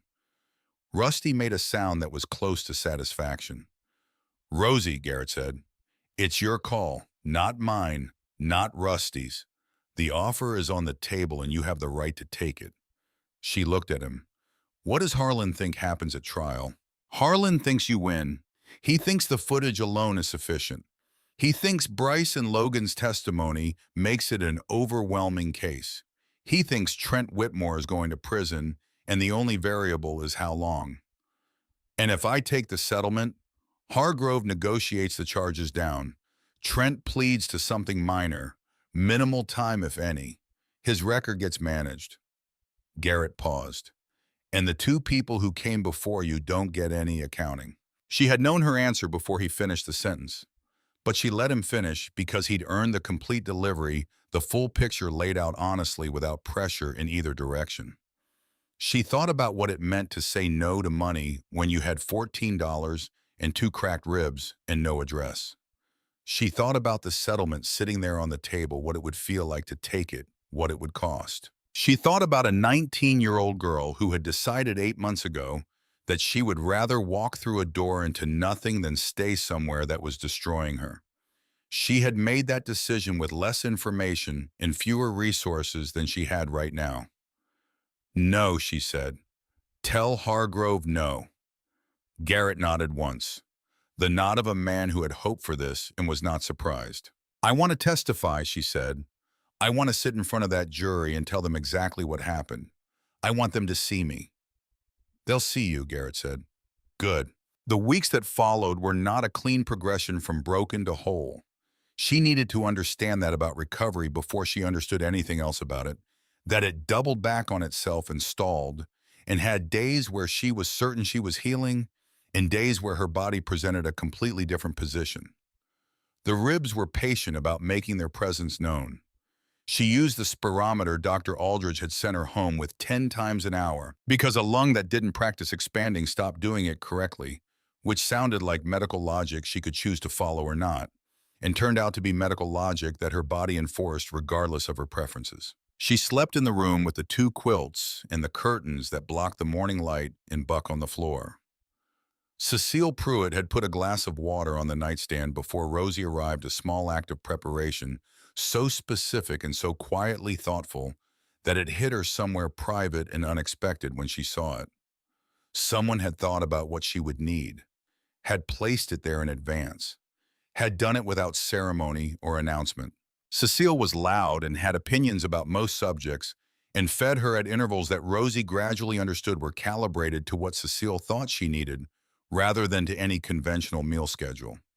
She talked constantly about her sister in Flagstaff and the situation with the Homeowners Association and the particular way the sun came through the kitchen window at 4 in the afternoon that she had never managed to adequately describe to anyone. She did not require Rosie to participate at full capacity. She did not require Rosie to perform gratitude or wellness. She required only that Rosie be present, which Rosie could manage, and that she eat what was put in front of her, which turned out to be easier than expected. Rusty came for dinner on Tuesdays and Fridays. He and Cecile had the rhythm of 2 people who had known each other long enough to have a shared domestic language. The shorthand of proximity over years, knowing where things were kept, and when to speak, and when to simply be in the same room without requiring the room to be about anything. Rosie sat at the table and ate and listened, and found that after a while she was contributing to the conversation without having planned to. She started to understand what Rusty had meant about family, not the idea of it, which she had always been able to grasp intellectually. The actual texture of it, the way it accumulated in small repeated moments that didn't require anything dramatic to be real. Tuesday dinners and Friday dinners and Buck's warm weight against her legs in the morning and the glass of water that was always there on the nightstand when she woke. Harlan called 3 times in the first week. The DA had formally declined Hargrove's request for a reduced plea. Trent Whitmore was being held without bail pending a hearing that his family's legal team had attempted to delay twice and been denied both times. Richard Whitmore held a press conference. Garrett read her the relevant portions over the phone in the flat, uninflected tone he used for information he wanted her to receive clearly. Richard Whitmore had stood in front of cameras and called his son's arrest a targeted prosecution facilitated by organized criminal elements with a specific agenda against his family's business interests. He had said his son was the victim of a confrontation initiated by a known gang member. He had referred to the additional complainant as an associate of the gang placed at the location prior to the confrontation. She was the additional complainant. She sat with that for a moment after Garrett finished. She felt the anger move through her the way things moved through her when she let them, which was without suppression and without eruption, just movement, letting it find its own level. Then she said, "He just handed Harlan the case." Garrett was quiet. "He went on record," she said. "He publicly identified me. He made specific factual claims about my involvement and my relationship to the club that are false. That's defamation of a minor assault victim who gave a recorded statement to law enforcement." She paused. "Harlan is going to love this." "I already called him," Garrett said. "What did he say?" "He said, and again I want to be precise, he said that Richard Whitmore just made his year." She had been right. It was in the papers within 24 hours. Harlan's defamation motion created its own news cycle, and the news cycle did what news cycles did with a story that had the particular combination of elements this one had. A teenage girl with nothing who had put herself between a stranger and serious harm. A wealthy family's attempt to reframe her as the aggressor. 200 Hells Angels standing quiet vigil outside a hospital because one of their own had gone down. Reporters found the story, and the story found its own velocity. She didn't watch it. Cecile monitored it and gave her summaries with the precision and lack of sentimentality that Cecile brought to most things, which was exactly the right delivery method. The shape of it distilled a girl who had been invisible for 8 months was no longer invisible. The question was what that meant now that it was true. She found out about the truck 2 weeks after she left the hospital. Garrett mentioned it the way he mentioned most things, without ceremony and without excess. Trent Whitmore's lifted chrome pickup, the one that had come into the lot fast and parked across 2 spots, because the lines were suggestions written for other people, had been towed from the diner parking lot at the request of the lot's owner. Garrett said the owner was the charter. She looked at him. "You bought the truck." "The truck was abandoned on private property," Garrett said. "The diner owner needed it removed. We made arrangements." "What kind of arrangements?" He looked at her with the expression of a man giving her the version of an answer she could hold without it requiring further explanation. The kind that ensure it's not going anywhere. She understood from his expression that there were aspects of this she didn't need to know, and that Garrett Dolan was a man who understood precisely which aspects those were. The truck was gone. It was a message, and the message was not for her. It was for anyone who might wonder going forward what happened when you brought that kind of violence into a place where the club had presence. Some consequences, the message said, were not financial. Some things money didn't fix. The preliminary hearing was 5 weeks after the hospital.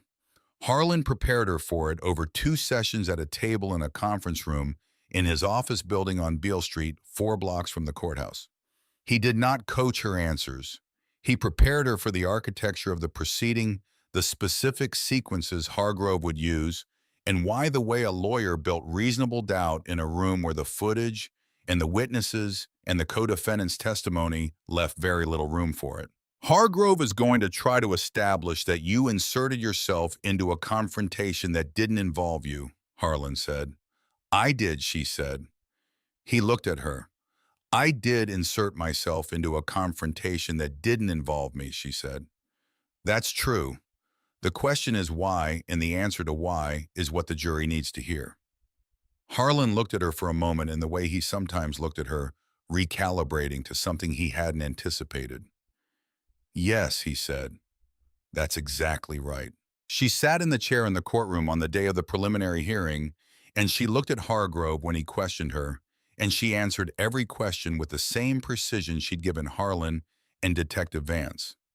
Clean, sequential, nothing invented, nothing softened, nothing shaped for effect.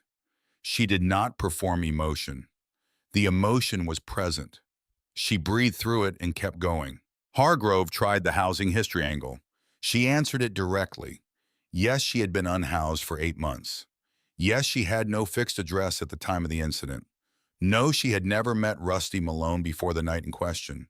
No, she had never had any contact with any member of any motorcycle organization before that night.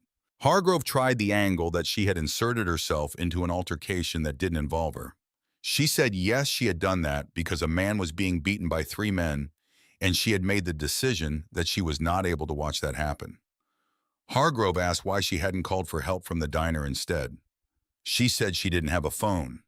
He asked why she hadn't gone into the diner to get help. She said she would have had to leave Rusty to do that, and she hadn't been willing to do that.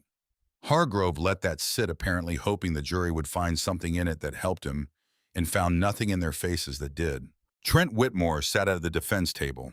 She looked at him once at the beginning to locate him, to understand where he was in the room so she could stop thinking about it. He looked diminished. The jawline was unchanged. The architecture of his face was exactly what it had been.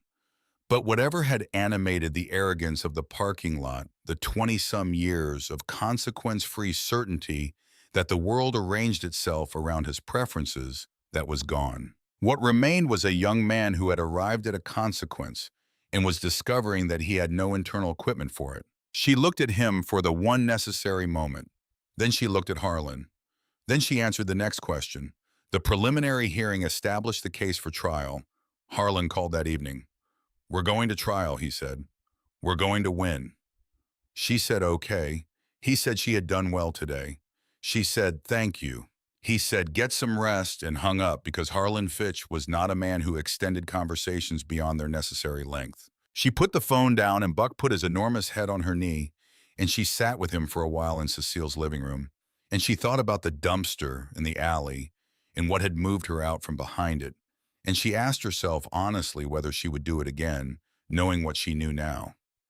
Knowing the ribs in the hospital and the 4 hours of gray she'd come back through in pieces. She would. That was the thing. She would do it again. Not because she was built for heroism or because she had some calculated understanding of consequences and acceptable costs, but because the alternative was watching someone get hurt while she stayed safe in her invisibility. And she had decided in the 4 or 5 seconds between the moment she understood what was happening and the moment she moved that invisibility wasn't worth what it cost to maintain, if maintaining it required that. She had just never known until now what the other kind of safe looked like. Garrett came to Cecile's house alone 3 weeks before the trial. He sat at the kitchen table with a coffee cup and a folder, and he said he needed to talk to her about something. She sat across from him. Her ribs had downgraded from acute to what Dr. Aldridge called chronic, which he had told her meant they were healing correctly, and which felt exactly like being reminded of them at slightly longer intervals. Garrett opened the folder. The club has a scholarship fund, he said. It's been running for 14 years. Members' kids, people connected to the club, people we decide should be included. It covers tuition and books and housing. He paused. It's not a loan. She looked at the folder. There's a community college 12 minutes from here, he said. Strong nursing program. Strong trades programs. Whatever direction makes sense for you. He paused. Harlan has also identified a victims' compensation fund through the state that covers your medical bills in full and provides a support stipend through the duration of the trial proceedings. She looked at the table. She pressed her palm flat against the surface and felt the solid weight of it. There's one more thing, Garrett said. Rusty has been thinking about something for several weeks. He wanted to tell you himself. He keeps finding reasons to put it off. So I'm going to lay the ground and let him fill in the rest. She waited. He doesn't have kids, Garrett said. He's been in this club for 35 years, and he has brothers, and he has people, but he doesn't have family in the way you mean when you say that word. And he's been talking carefully without making promises he wasn't sure he could keep about what it might mean to have someone around. Not as a project, not as something temporary. He paused. As someone who belongs. She looked at the table. She looked at her hand flat on the surface. He's going to say something that's going to embarrass both of you, she said. Almost certainly, Garrett agreed. And I'm not going to know what to do with it. You don't need to know what to do with it, Garrett said. You just need to let it be true. She nodded. She looked at the folder. She thought about the community college 12 minutes away and what it would mean to walk into a building and have a name on a roster and a reason to be there that didn't depend on staying small enough that no one noticed. Okay, she said. Okay, he said. Rusty came for dinner on Friday. Cecile made chili and cornbread and put out the good bowls which Rosie had learned was Cecile's way of marking an occasion without announcing it. They ate. Cecile talked about her sister's situation in Flagstaff with the comprehensive detail of someone who had processed the subject many times and found it consistently interesting. Buck positioned himself between the table and the kitchen in the patient, optimistic posture of a dog who understood the spatial relationship between people eating and the possibility of things falling. After dinner, Cecile found something to do in another part of the house that took precisely the right amount of time. Rosie and Rusty sat at the table with their coffee. He turned his cup in his hands, the movement of a man working up to something. Garrett talked to you, he said. Yes. He wasn't supposed to get ahead of it. He told me that too. Rusty looked at his cup. She watched him and did not rush him because she had learned that rushing Rusty Malone was like trying to rush weather. It would happen at the speed it happened at, and the speed was part of the thing. He had been on Earth for 63 years. He had ridden hard roads and built things and buried people and made decisions she couldn't imagine under conditions she would never fully understand. And he was working right now visibly and without pretense to say something that was not technically complicated but was personally enormous. I've got a room, he said. At my place, it's not much. Window looks out at the neighbor's fence. Closet door sticks. The heater in that part of the house takes about 20 minutes to get going in the morning. He paused. It's yours if you want it. Not temporary. Not while the trial's going on or while you're getting better. Not conditional on anything. He stopped, started again in a different register. The register of a man who needed the protection of practicality to say what he actually meant. I've got a room and you don't have a place, and that's a simple problem with a simple answer. He said the last part with the particular gruffness of someone making a thing sound simpler than it was so that the size of it didn't prevent it from being said. She sat with it. She thought about the apartment on West Euclid Avenue, the chain lock, the sound of Wayne's truck at 2 in the morning, and everything that sound meant, and how she'd learned to read it from 2 floors up. She thought about 8 months of moving, of calibrating her presence to the minimum required for survival of eating gas station burritos and sleeping on cardboard, and spending her days calculating how to remain invisible to everyone who might decide she needed to be dealt with. She thought about a turkey melt and 3 words delivered without pity. She thought about all of it. She felt it move through her, the grief and the gratitude together, which she had come to understand were not as different as she'd once thought, because they were both about the distance between what was and what should have been, and the specific weight of that distance finally being acknowledged. The closet door sticks, she said. Yeah, he cleared his throat. Been meaning to fix it. I'll fix it, she said. He looked up. "I'm good with my hands," she said. "I learned on the road. I can fix a closet door." He held her gaze for a long moment. Something moved through his face that he did not try to manage or compress or contain, and she was glad because it was honest and it was real, and it made him look exactly like what he was. A man who had found something he hadn't expected to find and who was still understanding the size of it. "Okay," he said. "Okay," she said. Buck, from his position on the kitchen floor, let out a single long exhale, the sound of a large animal arriving at satisfaction. The trial began 6 weeks later.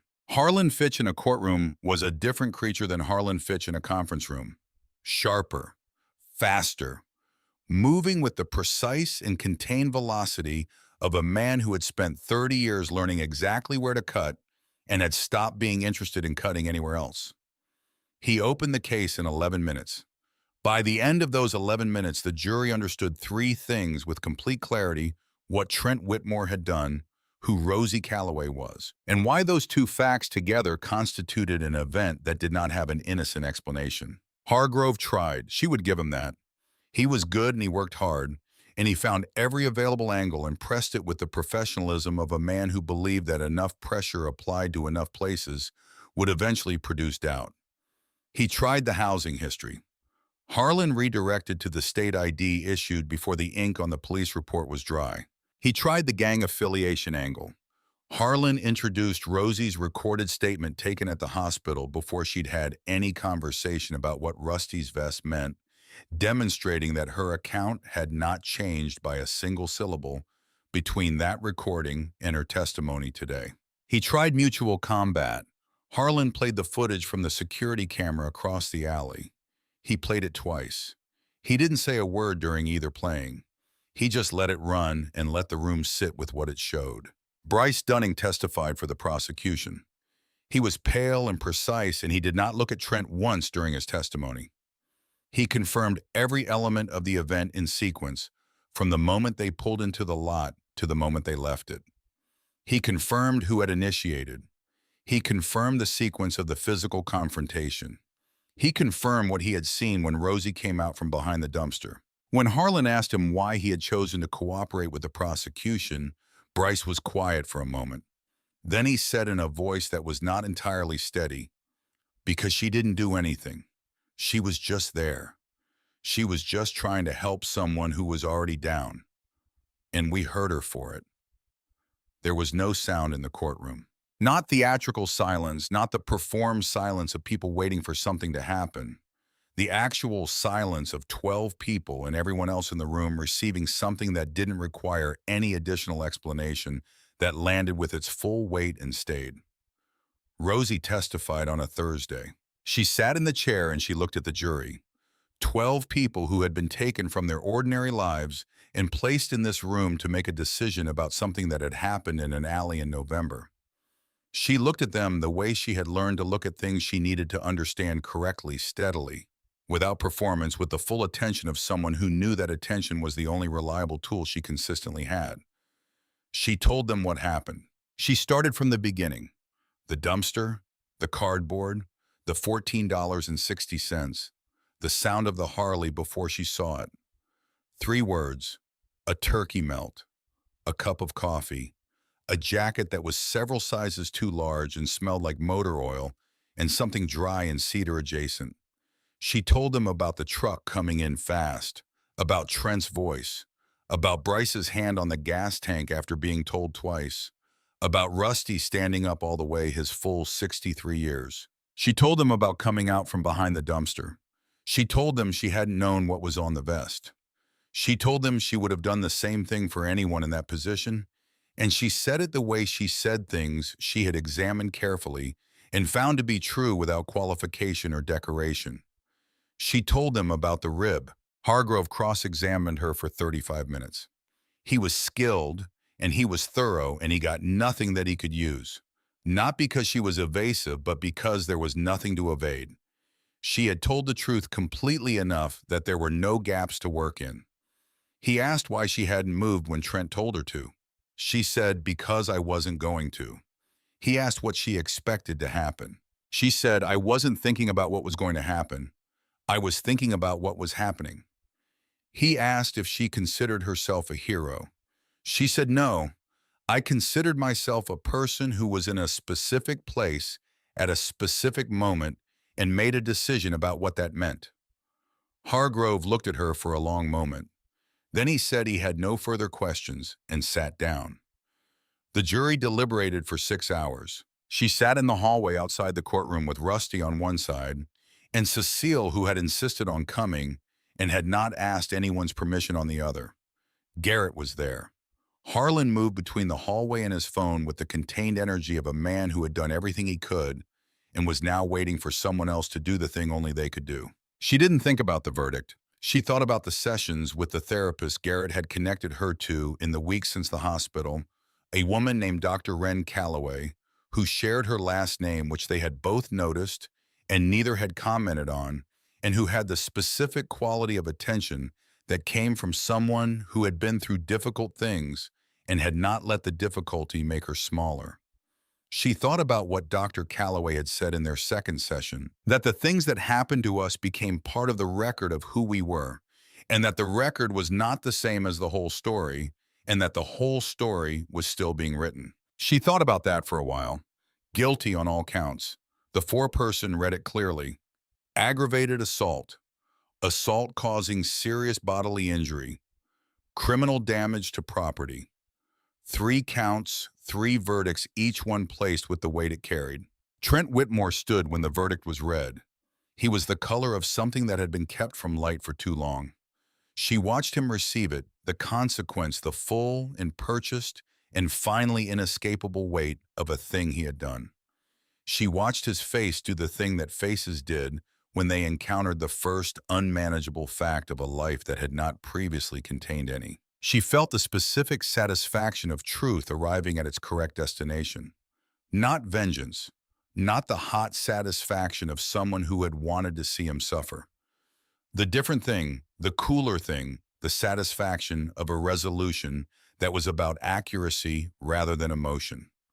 The world saying this happened, and it was wrong, and here is what wrong things cost. She felt Rusty's hand cover hers on the armrest between their chairs. Not a squeeze, just a presence, just the warm and solid weight of it. He was sentenced 4 weeks later. 4 years Arizona Department of Corrections. Harlan had argued for the high end of the sentencing guidelines and received it. Bryce and Logan each received 18 months suspended contingent on community service and behavioral probation and the continued cooperation they had already demonstrated. Hargrove filed an appeal within the hour, which Harlan had anticipated and prepared for with the unhurried certainty of a man who had not left soft walls in his construction. Richard Whitmore's defamation case moved to a separate civil proceeding, which Harlan told her he expected to find professionally satisfying. The day the sentence came down, she and Rusty drove east of town. His knee was better, not good, but functional.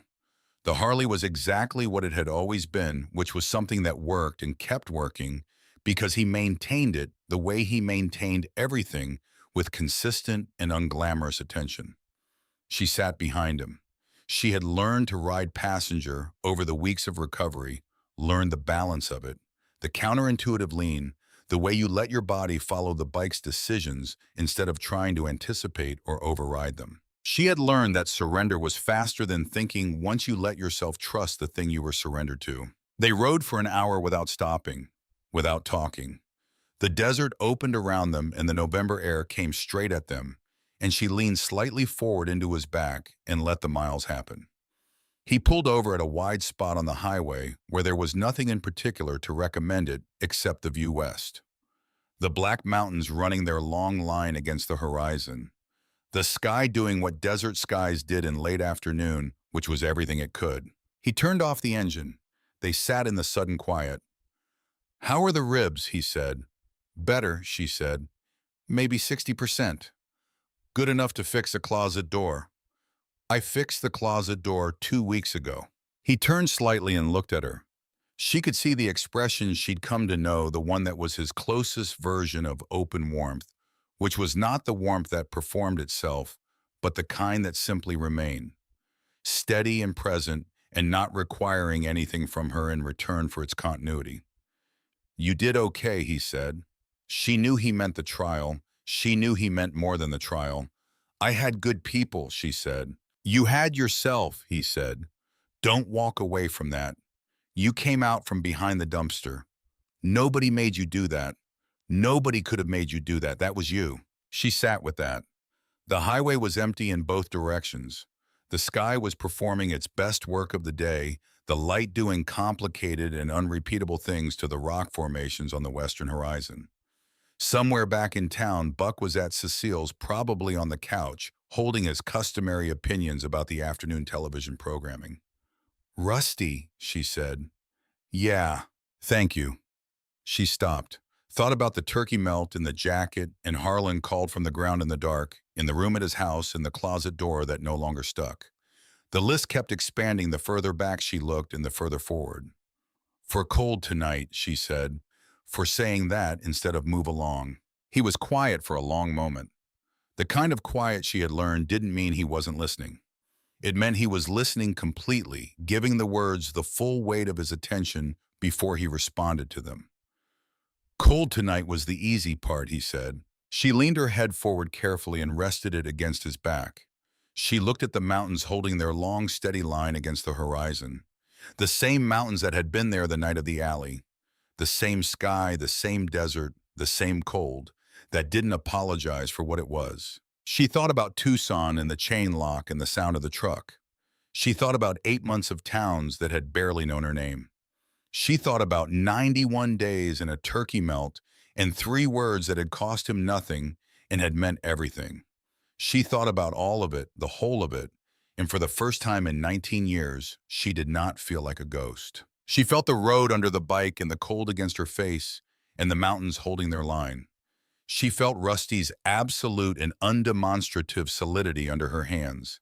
She felt the weight of the flannel jacket across her shoulders, the same jacket worn softer now, carrying a different set of miles. She knew, not hoped, not wished for, not allowed herself to imagine, but knew with the specific quality of knowing that lived in the body rather than the mind, that when they turned around and rode back, she was riding back to something. A door, a room with a window that looked out at the neighbor's fence, and a closet that no longer stuck because she had fixed it herself.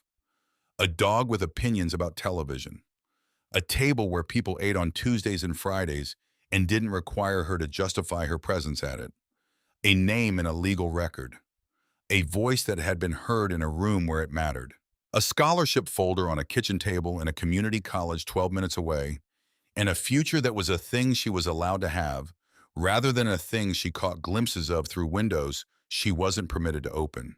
A life, not a rumor she was passing through, not a situation she was managing, not an arrangement that would dissolve the moment she stopped being useful, or stopped being invisible enough, or stopped being whatever temporary version of herself she had needed to be to earn her place in it. A life, hers, real and present and built on something that held. Rosie Calloway was not invisible anymore. She was not the girl behind the dumpster counting dollars and waiting for the cold to ease. She was not a ghost. She was home.